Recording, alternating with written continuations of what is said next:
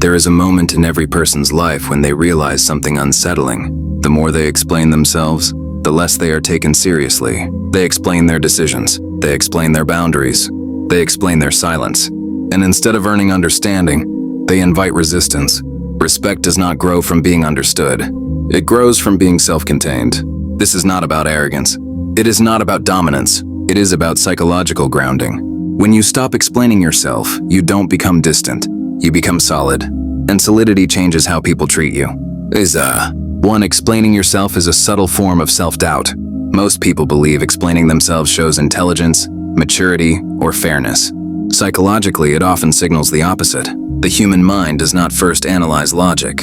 It first reads confidence. When you over-explain, you unconsciously communicate that your decision is not fully settled inside you, that it still needs external approval to become real. This is why explanations invite debate. The listener senses an opening. They sense uncertainty.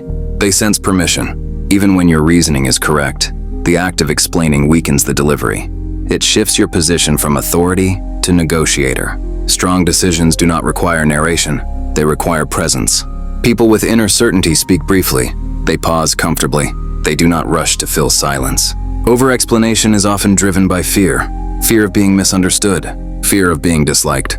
Fear of conflict. But respect does not come from avoiding conflict.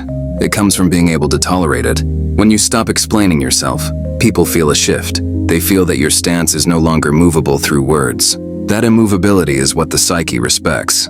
2. People only demand explanations from those they feel entitled to. Not everyone is questioned. Not everyone is asked to justify their choices. People demand explanations from those they believe they have access to. Access creates entitlement. If someone feels entitled to your time, emotions, or decisions, they will question them. They will ask why. They will probe.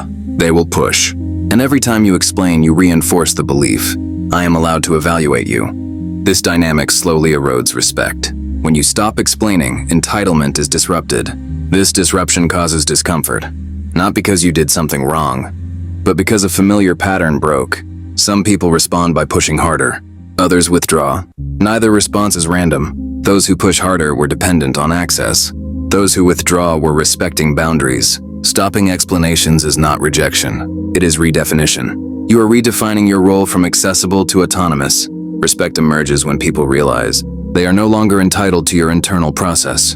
3. Jungian energy theory. Withdrawal creates psychological gravity. Carl Jung emphasized that psychic energy flows where attention flows. When you constantly explain yourself, your energy flows outward.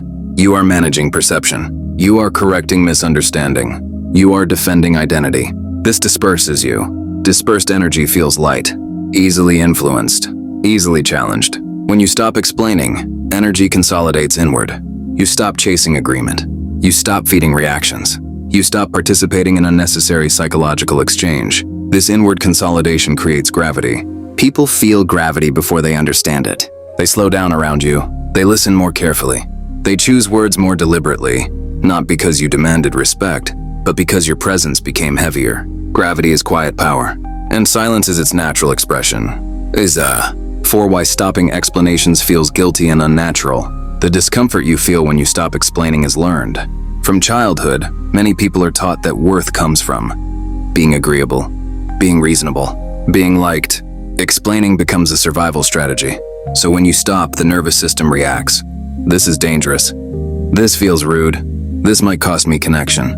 But what you are actually experiencing is separation from conditioning. You are no longer performing for acceptance. This feels wrong only because it is new. The guilt fades with repetition. In its place comes calm. You realize that silence is not hostility. Boundaries are not cruelty. Clarity is not aggression. You are not withdrawing love. You are withdrawing permission. And permission is not owed. 5. What actually changes in your relationships? When you stop explaining, conversations shorten. People listen instead of interrupting. They respond instead of debating. They respect instead of probing. Some relationships deepen. Others dissolve. This is not loss. It is alignment. You lose people who needed access. You keep people who respect autonomy. Your words carry more weight because there are fewer of them. Your silence stops being awkward and starts being authoritative. You are no longer reactive. You are anchored. And anchored people are treated differently. 6. Clarity. Without explanation is the highest form of communication. There is a difference between being unclear and being unexplained. Not explaining does not mean avoiding communication. It means removing defense. Clarity sounds like, "This is what I've chosen. This works for me. I'm not changing this." No emotion, no justification, no apology. Explanation, on the other hand, invites response. Clarity ends discussion. This is why leaders speak briefly. Why confident people pause. Why authority is often silent. You do not need agreement for truth to stand. You only need alignment with yourself. 7. The final shift. From seeking respect to embodying it. The last transformation happens quietly. You stop caring whether people understand you, not because you are indifferent, but because you are complete. Your identity no longer needs witnesses. This is the moment respect becomes automatic. People sense that. You are not trying to convince. You are not trying to please. You are not trying to belong. You already belong to yourself. And that self-belonging is rare. Rare things are respected when you stop explaining yourself. You stop leaking energy. You stop negotiating your worth.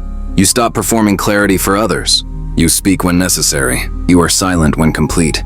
And in that silence, respect forms, not loudly. Not dramatically, but permanently. Say less. Stand firmer. Let your presence answer the questions. That is where real respect lives.